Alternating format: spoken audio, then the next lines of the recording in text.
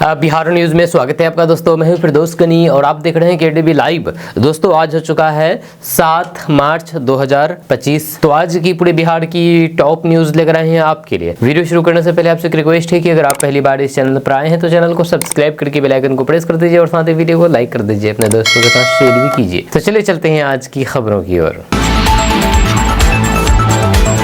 दोस्तों आज बिहार न्यूज़ की शुरुआत सबसे पहले करेंगे कि मुगल शासक औरंगजेब के नाम पर छिड़ा सियासी संग्राम के बीच जेडीयू विधान पार्षद खालिद अनवर के द्वारा औरंगजेब के समर्थन में दिए गए बयान के बाद बिहार में सियासत गर्मा गई है। जेडीयू विधान पार्षद के बयान पर भाजपा आग बबूला हो गई, जबकि राजद ने बेवजह मामले को तुल देने का आरोप लगाया है। भाजपा के फायर ब्रांड विधायक हरिभूषण ठाकुर बचौल ने कहा है कि ऐसे लोग किसी भी पार्टी में रहे उससे मतलब नहीं है, ये एक ही थाली के चट्टे बट्टे हैं, इनकी मानसिकता गजवाए हिंद की है। उन्होंने कहा है कि जिस औरंगजेब ने सत्ता प्राप्त करने के लिए अपने भाइयों का गला काटा, पिता को कैद किया, सैकड़ों मंदिरों को तोड़ा, माँ बहनों की आबरू लूटी, उसको ये लोग महिमा मंडन कर रहे हैं। या ऐसे लोगों को इस देश में रहने का अधिकार नहीं है, इन्हें पाकिस्तान भेज देना चाहिए। दोस्तों पंडित धीरेन्द्र कृष्ण शास्त्री बिहार आए हैं और बिहार आकर के वे जहर उगल रहे हैं। यहाँ पर उन्होंने बहुत बड़ा बयान दिया है। उन्होंने कहा है कि भारत को हिंदू राष्ट्र बनना चाहिए, भारत हिंदू राष्ट्र बनेगा, एक दिन जरूर बनेगा और बहुत जल्द बनेगा, यह कहना है धीरेन्द्र कृष्ण शास्त्री का, जो कि बिहार आए हैं अपना कथा सुनाने के लिए। आप धीरेन्द्र कृष्ण शास्त्री की बातों से कितना सहमत रखते हैं, आप नीचे कमेंट बॉक्स में कमेंट करके जरूर बता सकते हैं। दरअसल बात है कि धीरेन्द्र कृष्ण शास्त्री ने कहा कि उनका उद्देश्य सनातन धर्म का प्रचार करना और हिंदू समुदाय में एकता लाना है, हिंदू राष्ट्र बनाना है। दरअसल बात यह है कि धीरेन्द्र कृष्ण शास्त्री बिहार आए हुए हैं, बिहार के गोपालगंज में कथा सुनाने के लिए आए हैं। उन्होंने कहा कि हिंदू जागरूक हो रहे हैं और इस देश की दिशा और दशा बदल रही है। धीरेन्द्र कृष्ण शास्त्री ने विश्वास जताया है कि एक एक करके सब कुछ ठीक होगा और भारत में फिर से प्राचीन भारतीय संस्कृति की ध्वजा लहराएगी। यानी उनका मानना है कि हर हाल में भारत एक हिंदू राष्ट्र बनेगा। आप धीरेन्द्र कृष्ण शास्त्री की इन बातों से कितना सहमत रखते हैं, सहमत रखते हैं या नहीं, हाँ या ना, नीचे कमेंट बॉक्स में कमेंट करके जरूर बताइएगा। दोस्तों बिहार सरकार ने प्रवासी मजदूरों के लिए एक बड़ा कदम उठाते हुए बिहार प्रवासी कामगार ऐप लॉन्च किया है। श्रम संसाधन विभाग के मंत्री संतोष कुमार सिंह ने इस ऐप का उद्घाटन किया है, जिसके जरिए अब तक 10 लाख प्रवासी मजदूरों का रजिस्ट्रेशन पूरा हो चुका है। सरकार का दावा है कि ये ऐप मजदूरों के लिए वरदान साबित होगा, क्योंकि इससे उन्हें रोजगार, कौशल विकास, सामाजिक सुरक्षा योजना और फिर योजनाओं और सरकारी सेवाओं का लाभ मिलेगा। मंत्री संतोष कुमार सिंह के अनुसार इस ऐप के जरिए पंचायत स्तर पर बिहार से बाहर काम करने वाले मजदूरों का डेटा संग्रह करना आसान होगा।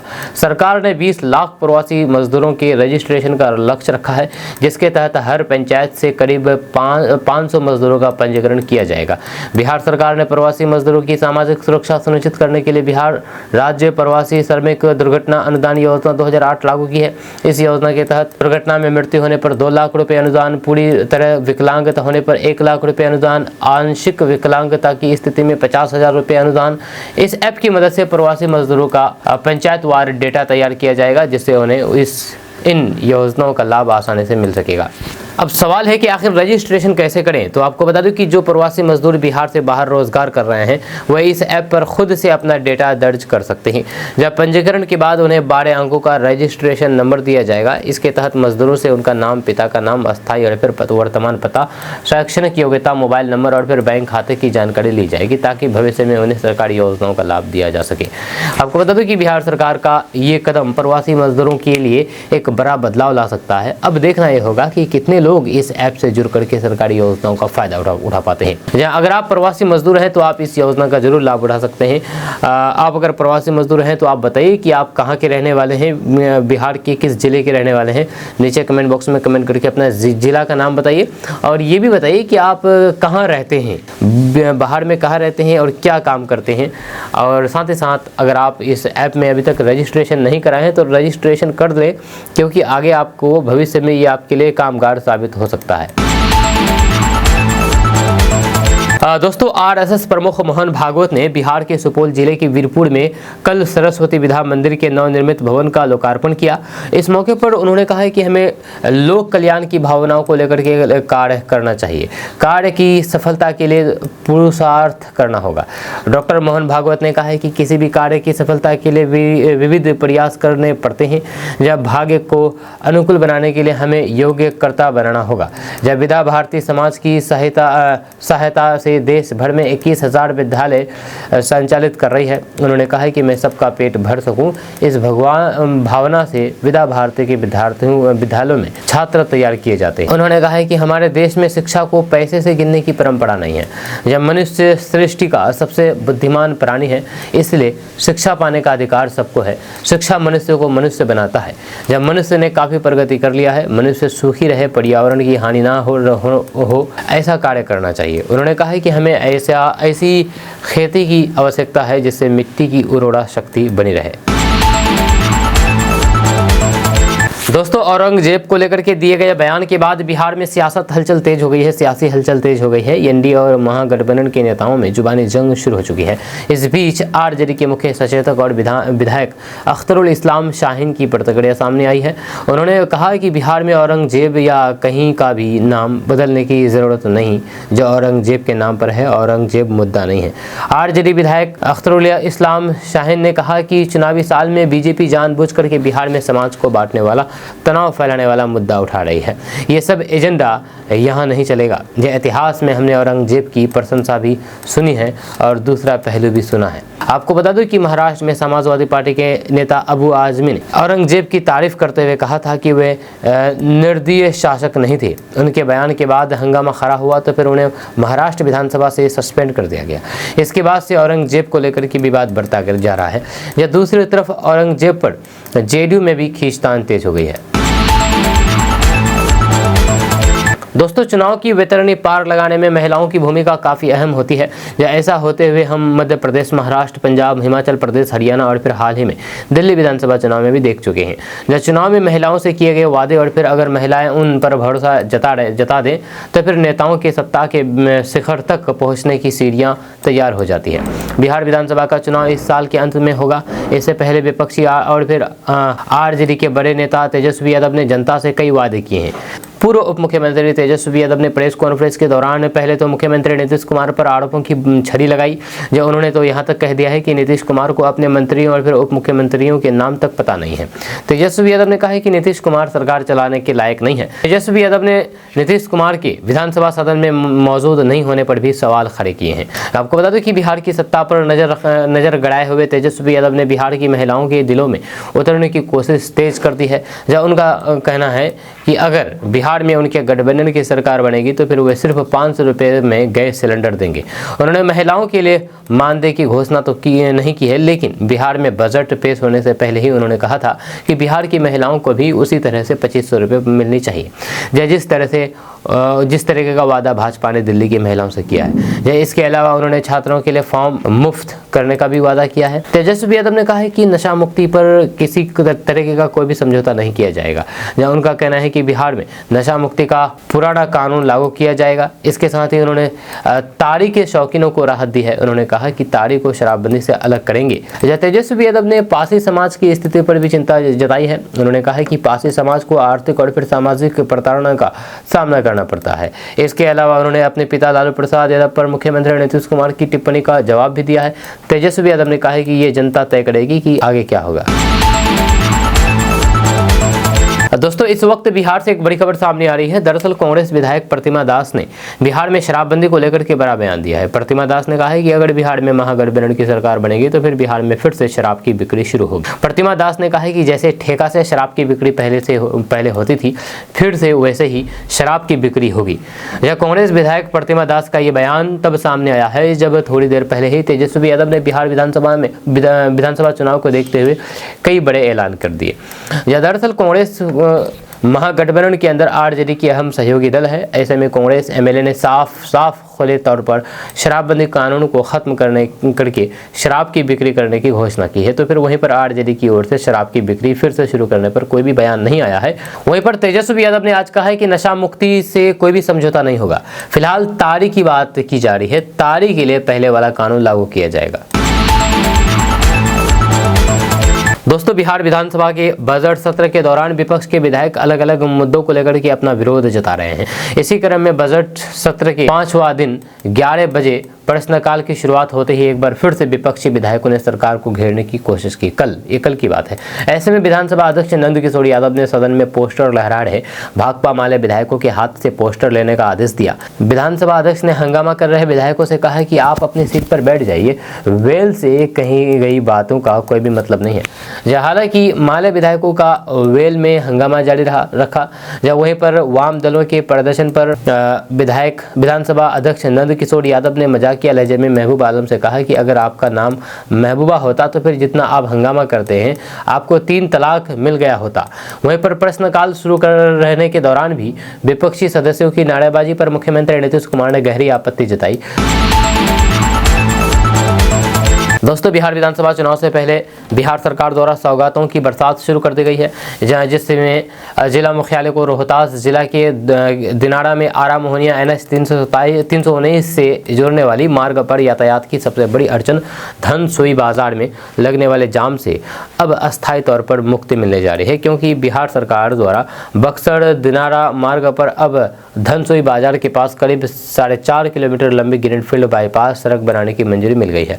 इससे पहले बीते लोकसभा चुनाव के समय भी इसे बड़े मुद्दे के तौर पर चिन्हित करते हुए किया गया था, जिससे वित्तीय वर्ष 2025-26 के बजट में बाईपास बनाने की मंजूरी दे दी गई है।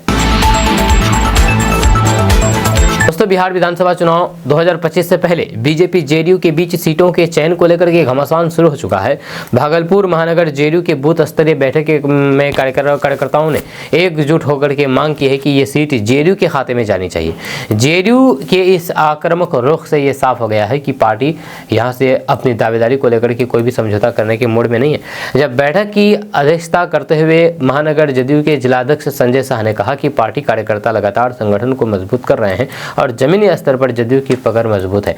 उन्होंने प्रदेश नेतृत्व से अपील की है कि भागलपुर नगर विधानसभा सीट जदयू को मिले, ताकि पार्टी कार्यकर्ताओं का मनोबल बढ़े और जनता तक सरकार की नीतियां और फिर योजनाएं प्रभावी रूप से पहुंचाई जा सके। वहीं पर 2020 के विधानसभा चुनाव में भागलपुर सीट कांग्रेस के खाते में गई थी। जब कांग्रेस के अजय शर्मा ने यहां से जीत दर्ज की है, उनको 65,502 वोट मिले। करीब मुकाबले में बीजेपी दूसरे नंबर पर रही। बीजेपी से रोहित पांडे कैंडिडेट थे, उनको 64,389 वोट मिले थे। गौर करने वाली बात यह भी है कि 2020 में जदयू भाजपा गठबंधन में थी और भागलपुर सीट भाजपा को मिली थी। अब इस सीट पर जेडीयू ने दावेदारी ठोक दी है। कहीं ना कहीं ये बीजेपी के लिए झटका साबित हो सकता है। दोस्तों, बिहार सरकार ने युवाओं को बड़ी सौगात देते हुए वित्तीय वर्ष 2025-26 के बजट में रोजगार को प्राथमिकता दी है। जब सरकारी नौकरी की तैयारी कर रहे युवाओं के लिए ये बजट कई सुनहरे अवसर लेकर के आया है। यह सरकारी नौकरियों की मांग हमेशा से ही अधिक रही है, क्योंकि ये न केवल अस्थायित्व प्रदान करती है बल्कि समाज में सम्मानजनक स्थान भी दिलाती है। खास करके बिहार जैसे राज्य में, जहाँ पर युवा बड़ी संख्या में प्रतियोगी परीक्षाओं की तैयारी में जुड़े रहते हैं। यह सरकार का ये कदम उनके सपनों को साकार करने में अहम भूमिका निभाएगा। जब वित्तीय वर्ष 2025-26 के बजट में बिहार सरकार ने 1,40,000 नए पदों पर नियुक्ति करने का ऐलान किया है। यह राज्य के युवाओं के लिए रोजगार के नए द्वार खोलने की दिशा में एक बड़ा कदम और महत्वपूर्ण कदम है। जब सरकारी नौकरियों की चाह रखने वाले उम्मीदवारों के लिए ये खबर निश्चित रूप से राहत भरी है। जब सरकार इस निर्णय से न केवल बेरोजगारी दर में कमी लाएगी, बल्कि राज्य की अर्थव्यवस्था को भी मजबूती मिलेगी। आपको बता दूं कि पिछले वित्तीय वर्ष 2024-25 में बिहार सरकार पहले ही 4,27,866 नियुक्तियां पूरी कर चुकी है, जो दर्शाता है कि सरकार ने बड़े पैमाने पर रोजगार सृजन की दिशा में ठोस प्रयास किए हैं। अब नए वित्तीय वर्ष में सरकार ने और अधिक अवसर उपलब्ध कराने का निर्णय लिया है। दोस्तों, खबर सासाराम से है, जहां पर एक युवक तथा युवती का जब प्रेम परवान चढ़ा तथा कई बार दोनों युवक युवतियां को दोनों के परिजन कई अतरंग पलों में रंगे हाथ पकड़ लिया, तो फिर अंत में गांव के लोगों ने मिलकर के युवक तथा युवती का सासाराम के राधा कृष्ण मंदिर में विवाह करा दिया। जहाँ प्रेमी मोनू यादव उर्फ श्याम नारायण दिनाड़ा के डेहरा गांव रहने वाला है, जबकि प्रेमिका कोचस के नरवर पंचायत के बिगन डेहरा की रहने वाली है। जब दोनों ग्रेजुएट है तथा पढ़ाई लिखाई के दौरान ही इन दोनों के बीच प्रेम संबंध हो गया। जब पिछले 1 साल तक ये लोग चोरी चुपके एक दूसरे से मिलते रहे, या धीरे धीरे गाँव जवार में दोनों की प्रेम कहानियों के किस्से आम हो गए। लड़की के परिजन बदनामी के डर से कोचस पंचायत के पूर्व मुखिया लाल साहब सिंह यादव, समाजसेवी तेज प्रताप यादव सहित अन्य लोगों के संपर्क किया। जब ग्रामीणों ने प्रेमी तथा उनके परिजनों को भी बुलाया, दोनों के बीच वार्ता का दौर शुरू हुआ। जब प्रेमी के परिजन मानने को तैयार नहीं थे, उधर प्रेमिका के परिजन बदनामी के डर से सहमे हुए थे। दोनों परिवारों के बीच तनाव इतना बढ़ गया कि कोई भी अप्रत्याशित घटना हो सकती थी, लेकिन समाज के लोगों ने मिलकर बैठ करके दोनों के बीच सहमति बनाई तथा एक नया संदेश देते हुए प्रेमी प्रेमिका का राधा कृष्ण मंदिर में विवाह करा दिया। चूंकि प्रेमी मोनू यादव के परिजन फिलहाल शादी नहीं करना चाहते थे, लेकिन समाज के दबाव के आगे उन्हें झुकना पड़ा और अंत में दोनों की शादी करा दी गई। दोस्तों, भागलपुर समेत बिहार के 5 जिले वज्रपात के रेड जोन में हैं, जब पिछले 5 साल में सबसे ज़्यादा मौतें इन्हीं जिलों में हुई है। जहां अधिक वज्रपात वाले जिले पहाड़ से घिरे हैं, जहां नदी से सटे मैदानी जिले भी वज्रपात के आगोश में हैं। पहाड़ी जिले में रोहतास, गया, औरंगाबाद और जमुई में खतरा अधिक पाया गया है। मैदानी जिलों में भागलपुर, मधेपुरा और कटिहार में सबसे ज़्यादा लोगों की जान गई है। आपदा प्रबंधन विभाग के आंकड़े बताते हैं कि बीते 5 साल में 1805 लोगों की जान चली गई है, सिर्फ ठनका गिरने की वजह से, यानी कि बिजली गिरने की वजह से। जब बिहार सरकार ने पूर्वी बिहार, कोसी और सीमांचल के जिलों की समस्या को दूर करने के लिए अब भागलपुर में hybrid Doppler weather radar network संयंत्र लगाने का फैसला लिया है। इससे मौसम का सटीक पूर्वानुमान मिल सकेगा और तंत्र बचाव के उपायों को मजबूत भी करेगा। जहां DWR संयंत्र लगने से आंधी तूफान में बिजली गिरने की जानकारी पहले ही मिल जाएगी, SMS या फिर अन्य माध्यम से प्रसारित किया जाएगा, ताकि मौसम बिगड़ने पर लोग खुद और फिर मवेशियों को लेकर के सुरक्षित स्थान पर जाएं।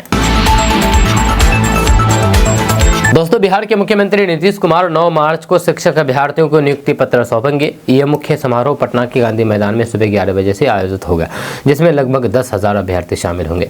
शिक्षा विभाग ने बुधवार को सभी जिलों के पदाधिकारियों को इस कार्यक्रम की तैयारी के निर्देश दिए।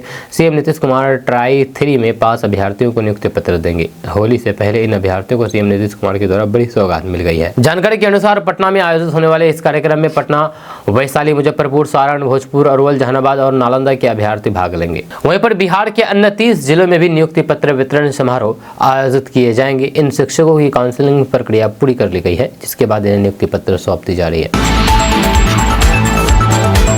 दोस्तों, नेता प्रतिपक्ष तेजस्वी यादव बिहार विधानसभा चुनाव को लेकर के अभी से ही सुपरफास्ट मोड में आ गए। एक और जहां पर तेजस्वी विधानसभा में सीएम नीतीश कुमार से लेकर के उनके मंत्रियों को जमकर के टारगेट कर रहे हैं, वहीं दूसरी सदन से बाहर युवा चौपाल, प्रेस कॉन्फ्रेंस में घोषणाओं की झड़ी समेत अन्य कार्यक्रम के तहत अपने चुनावी मिशन का आगाज कर दिया है। वहीं पर तेजस्वी यादव अब दिव्यांग अधिकार और फिर माई बहन सम्मान योजना सम्मेलन करने वाले हैं।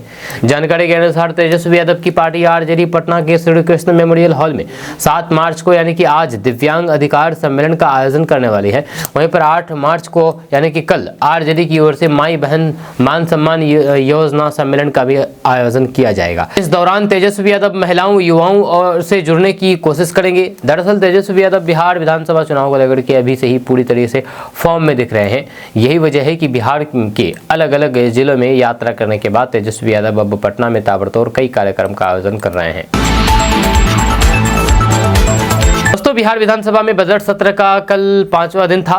जब बिहार विधानसभा में बजट सत्र के दौरान बिहार के डिप्टी सीएम सम्राट चौधरी ने विपक्ष को जवाब देते हुए लालू प्रसाद के कार्यकाल में प्रदेश में क्या होता था इसके बारे में बताया है। सम्राट चौधरी ने कहा है कि लालू जी के राज में 1990 से लेकर के 2005 तक बिहार में काम हुआ होता तो आज बिहार में नीतीश जी को काम करने की जरूरत नहीं होती, क्योंकि वे पूरा गैप मिला 15 साल तक कोई भी काम नहीं हुआ, सिर्फ नाच गाना और फिर लौंडा नाच होता रहा। यही था लालू जी का राज। कोई विकास की बात नहीं हो रही थी, जब बिहार में विकास की चर्चा भी नहीं होती थी। आज नीतीश कुमार जी के 20 साल का हिसाब ये लोग लेते हैं, पूछते हैं कि बिहार में क्या हुआ।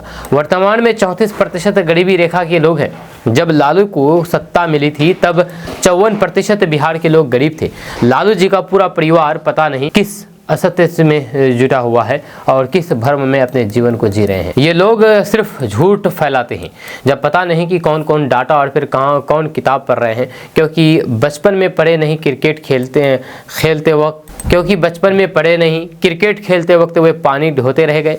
बेचारे को खेलने का भी मौका नहीं मिला। जब खेलता भी तो एक बात था, पूरे जीवन काल में मात्र 37 रन बनाता हो तो फिर इससे बड़ा दुर्भाग्य अपने जीवन के लिए कुछ भी नहीं हो सकता है। यह कहना है सम्राट चौधरी का तेजस्वी यादव के लिए। साथ ही साथ सम्राट चौधरी ने कहा है कि ये लोग कभी विकास की बात नहीं करते, ये लोग सिर्फ हारने वाले लोग हैं। 1990 में भाजपा का नीतीश कुमार जी का समर्थन नहीं होता तो फिर लालू जी मुख्यमंत्री होते क्या? एकदम भाजपा और फिर जनता दल का सपोर्ट था, इसीलिए लालू जी मुख्यमंत्री बने, लेकिन वे मुख्यमंत्री बनने के बाद बदल गए। दोस्तों, सुप्रीम कोर्ट के आदेश के बाद आरजेडी एमएलसी सुनील सिंह की सदस्यता फिर से बहाल हो गई है। विधान परिषद में वापसी के बाद सुनील सिंह एक बार फिर से सरकार पर हमलावर है। विधान परिषद में आते ही सुनील सिंह ने सरकार को धो डाला और मंत्री विजय कुमार चौधरी पर खूब तंज कसा। दरअसल एक सवाल का जवाब देते हुए मंत्री विजय कुमार चौधरी ने विधान परिषद में साल 2005 का जिक्र किया। फिर क्या था? सदन में मौजूद आरजेडी के एमएलसी सुनील सिंह ने उन्हें खूब सुनाया। सुनील सिंह ने मंत्री पर तंज कसते हुए कहा कि मंत्री जी के ज्ञान के कायल तो बहुत पहले से ही हैं हम, लेकिन कोई भी काम का जिक्र ये लोग 2005 से ही करते हैं। इसलिए हम जानना चाहते हैं कि 2005 माइल स्टोन है क्या, जो इनकी गाड़ी वहीं से स्टार्ट होती है? वहीं पर उन्होंने कहा है कि 2005 से पहले भी नहीं जाते हैं और फिर उसके बाद भी नहीं जाते हैं। इसलिए मंत्री महोदय से इतनी ही जानकारी चाहिए कि 2005 से पहले गाड़ी क्यों स्टार्ट होती थी। इस पर सरकार की तरफ से जवाब दे रहे हैं मंत्री विजय कुमार चौधरी ने कहा है कि सुनील सिंह, इतनी जानकारी तो आपको भी होनी चाहिए कि 2005 में जो हमारी सृजन क्षमता थी या जितनी सज्जन क्षमता सृजित थी वह तो उसके पहले ही ना उपलब्धि थी, लेकिन जब सदस्य अपनी उपलब्धि नहीं समझ पाते हैं तो फिर इसमें हमारा क्या कसूर। दोस्तों, नेता प्रतिपक्ष तेजस्वी यादव ने एक बार फिर से कहा है कि बिहार में महागठबंधन की सरकार बनी तो फिर 100% डोमिसाइल नीति लागू करेंगे। जब विद्यार्थियों के लिए परीक्षा फॉर्म फीस माफ किया जाएगा, रोजगार के लिए जो बाहर गए हैं उन्हें फिर से बिहार लाया जाएगा और यहीं पर नौकरी रोजगार दी जाएगी। जब पत्रकारों से बातचीत करते हुए तेजस्वी यादव ने कहा है कि सरकार प्रतियोगिता परीक्षा के लिए आने जाने वाले परीक्षार्थियों को किराया भी देगी। उन्होंने कहा है कि बिहार में 100% मूल निवास नीति होनी चाहिए। बिहार के युवाओं को नौकरी रोजगार देना हमारी पार्टी की प्राथमिकता रही है, इसलिए हमारी सरकार बनी तो फिर 100% डोमिसाइल नीति लागू की जाए। दोस्तों, बिहार के शिक्षा विभाग को सुधारने के लिए ऐसे सिद्धार्थ चाहे जितने भी कोशिश कर ले, आए दिन गड़बड़ी की खबर सामने आती ही रहती है। शिक्षा के मंदिर से इन दिनों शराब के नशे में शिक्षकों के पहुंचने की खबर लगातार सामने आ रही है। ताज़ा मामला पटना जिले के पालीगंज का है, जहां पर ग्रामीणों ने सरकारी स्कूल के हेड मास्टर पर गंभीर आरोप लगाया है। ग्रामीणों ने शिक्षा विभाग के ऐसे सिद्धार्थ शिक्षा मंत्री सुनील कुमार को चिट्ठी लिखकर के कार्रवाई की मांग की है। ग्रामीणों का आरोप है कि हेड मास्टर के कारण स्कूल की छात्रा स्कूल जाने से डरती है। दरअसल पटना जिले के लखनीपुर गांव स्थित सरकारी माध्यमिक विद्यालय के प्रधानाध्यापक पर गंभीर आरोप लगे हैं। जब ग्रामीणों का कहना है कि प्रधानाध्यापक राहुल कुमार स्कूल में शराब के नशे में आते हैं और अपनी उपस्थिति दर्ज करा करके गायब हो जाते हैं। इससे विद्यालय का माहौल बिगड़ रहा है और छात्राएं विशेष करके छात्राओं पर नकारात्मक प्रभाव पड़ रहा है। ग्रामीण अमित कुमार का कहना है कि हेड मास्टर के इस व्यवहार से लड़की स्कूल में पढ़ने आने से डर रही है। ग्रामीणों ने बताया है कि प्रधानाध्यापक को उच्च पदाधिकारियों का संरक्षण प्राप्त है, जिससे उन पर प्रशासनिक कार्रवाई का कोई भी असर नहीं हो रहा है। जब गांव के लोग इस अनैतिक कार्य का विरोध करते हैं तो उन्हें धमकियां और फिर दुर्व्यवहार का सामना करना पड़ता है। ग्रामीणों का यह भी आरोप है कि प्रधानाध्यापक दबंग प्रवृत्ति के हैं, जिससे लोग उनके खिलाफ खुल करके बोलने से डरते हैं। दोस्तों, बिहार में जमीन के दाखिल खारिज में लिपिकीय या फिर गणितीय भूल वाले मामलों का अब तुरंत समाधान होगा। राजस्व एवं भूमि सुधार विभाग ने महत्वपूर्ण फैसला लिया है। जब समाहर्ता ने आदेश जारी करके 100% अनुपालन सुनिश्चित करने को कहा है। जब रैयतों को आवश्यक कागजात और फिर साक्ष्य प्रस्तुत करने होंगे। सुनवाई की प्रथम तिथि को ही सीईओ सुधार करेंगे, इससे रैयतों को अनावश्यक परेशानी से छुटकारा मिलेगा और DCLR कोर्ट के चक्कर नहीं लगाने पड़ेंगे। सचिव ने सभी समाहर्ताओं को निर्देश जारी कर दिया है। अक्सर देखा जाता है कि छोटी मोटी लिपि की या फिर गणितीय गलतियों की वजह से अंचलाधिकारी दाखिल खारिज के आवेदन खारिज कर देते हैं। ऐसे में मामला DCLR कोर्ट पहुंचता है। अब नए नियम के तहत सुनवाई की पहली तारीख पर ही DCLR संबंधित CO को आदेश पारित करने का अधिकार दे। CO उसी समय गलती सुधार कर सकेंगे। रैयतों को जरूरी कागजात और फिर सबूत पेश करने होंगे। दोस्तों, सरकारी नौकरी खोज रहे युवाओं के लिए खुशखबरी है। बिहार तकनीकी सेवा आयोग की ओर से lab ECG, x-ray technician, OT assistant के पदों पर भर्ती निकाली गई है। जब BTSC की ओर से इस भर्ती के लिए ऑनलाइन एप्लीकेशन प्रोसेस शुरू की जा चुकी है। ऐसे में इस भर्ती के लिए पात्रता रखने वाले उम्मीदवार और अभ्यर्थी बिना देरी करते हुए ऑनलाइन माध्यम से ऑफिशियल वेबसाइट btsc.bihar.jb.in पर जाकर के आवेदन प्रक्रिया पूरा कर सकते हैं। आपको बता दूं कि इस भर्ती के माध्यम से मेडिकल क्षेत्र के कुल 6134 खाली पड़े पदों पर नियुक्तियां की जाएगी। दोस्तों, आरजेडी के सांसद लोकसभा सांसद सुधाकर सिंह ने बिहार बजट में बड़ा भ्रष्टाचार होने का आरोप लगाया है। उन्होंने बिहार के राज्यपाल को चिट्ठी लिखकर के इसकी जानकारी दी है। उन्होंने दावा किया है कि बजट में मुख्यमंत्री नीतीश कुमार के प्रधान सचिव दीपक कुमार की बेटी की कंपनी को करोड़ों रुपए का काम दिया गया है।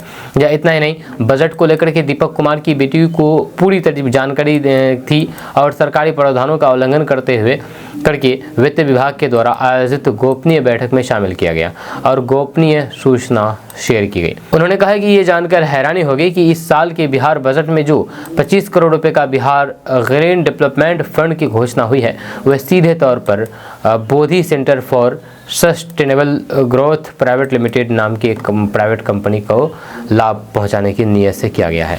जहाँ इसके क्रियान्वयन की जिम्मेदारी भी उसी कंपनी को देने की साजिश की जा रही है। उन्होंने कहा है कि बिहार विधानसभा में वित्त मंत्री सम्राट चौधरी जिस समय बजट में 25 करोड़ रुपए की बिहार ग्रीन डेवलपमेंट फंड की घोषणा कर रहे थे, ठीक उसी समय Bodhi centre for sustainable growth private limited अपनी लिंक्डइन सोशल मीडिया अकाउंट से इस घोषणा का स्वागत करते हुए विस्तृत से लेख पोस्ट करती है।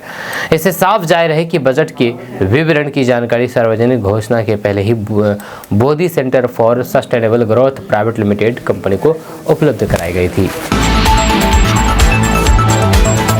दोस्तों, जनसुराज पार्टी के संस्थापक प्रशांत किशोर उद्घोष यात्रा के दौरान गुरुवार को मोतिहारी पहुंचे, जहां पर उन्होंने पत्रकारों को संबोधित करते हुए अपने चुनाव लड़ने के बारे में खुलासा किया है और कहा है कि अगर पार्टी तय करती है तो फिर वो चुनाव लड़ेंगे। जहां पार्टी का फैसला ही अंतिम फैसला होगा। वहीं पर पूछे जाने पर प्रशांत किशोर ने बताया है कि अभी जनसुराज में उम्मीदवारी के लिए लोग आवेदन कर रहे हैं। जहाँ किसी कार्यकर्ता ने राघोपुर से चुनाव लड़ने के लिए उनके नाम से आवेदन किया है। राघोपुर से वर्तमान विधायक तेजस्वी यादव है और राघोपुर लालू परिवार का घर माना जाता है। शराबबंदी पर प्रशांत किशोर ने कहा है कि बिहार में शराबबंदी के नाम पर सिर्फ दुकान बंद है, शराब नहीं। होम डिलीवरी की जा रही है। अगर बिहार में शराबबंदी सफल है और फिर इससे ही विकास होता है तो फिर PM मोदी को पूरे देश में शराबबंदी लागू कर देना चाहिए और नहीं तो कम से कम उत्तर प्रदेश में ही शराबबंदी लागू करके दिखाना चाहिए। जहाँ वहीं पर शराबबंदी नामक मिठाई सिर्फ बिहार वासियों को ही क्यों दिया जा रहा है? शराबबंदी से बिहार को लाखों करोड़ों का नुकसान हो रहा है। शराबबंदी के कारण और फिर ये पैसा सिर्फ अफसर नेताओं और माफियाओं के हाथ में जा रहे हैं। उन्होंने कहा है कि एनडीए में CM फेस क्लियर नहीं है। जब एनडीए में दम है तो फिर स्पष्ट करें कि एनडीए के मुख्यमंत्री नीतीश कुमार होंगे। उन्होंने कहा है कि बिहार में नीतीश कुमार नहीं चला रहे हैं, वो महज एक चेहरा है और ये चेहरा भी नवंबर 2025 के बाद बदल जाएगा। दोस्तों, भाजपा विधायक चाहते हैं कि बख्तियारपुर, औरंगाबाद, बिहार शरीफ जैसे शहरों का नाम बदल जाए। इसमें बिहार के मुख्यमंत्री नीतीश कुमार के नाम पर बख्तियारपुर का नामकरण किया जाए। भाजपा विधायक हरिभूषण ठाकुर बचौल ने गुरुवार को विधानमंडल में ये बातें कही है, जहां उन्होंने मीडिया से बातचीत करते हुए बिहार के वैसे शहर जिनका नाम मुगल और फिर इस्लामिक मान्यताओं वाले शासकों के नाम पर है, उसे बदलने की मांग की है। जहां हरिभूषण ठाकुर बचौल ने जदयू MLC खालिद अनवर को आड़े हाथों लिया। आपको बता दूं कि जदयू MLC खालिद अनवर ने औरंगजेब की तारीफ की। अब इस पर कड़ी प्रतिक्रिया दी है भाजपा विधायक। जहां आपको बता दूं कि भाजपा विधायक हरिभूषण ठाकुर बचौल उन्होंने कहा कि ऐसे लोगों का समर्थन नहीं करना चाहिए।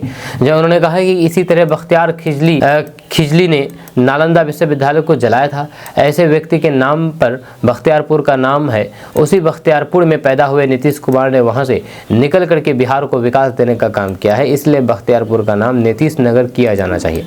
उन्होंने कहा कि वे अपने इस मांग को लेकर के बिहार और फिर केंद्र सरकार से अनुरोध करते हैं, बख्तियारपुर की तरह ही औरंगाबाद का नाम भी बदला जाना चाहिए। औरंगजेब के नाम पर औरंगाबाद का नाम है, इसलिए उसका नया नाम रामनगर होना चाहिए। उन्होंने नीतीश कुमार की के गृह जिला नालंदा के मुख्यालय बिहार शरीफ का नाम भी बदलने की मांग की है।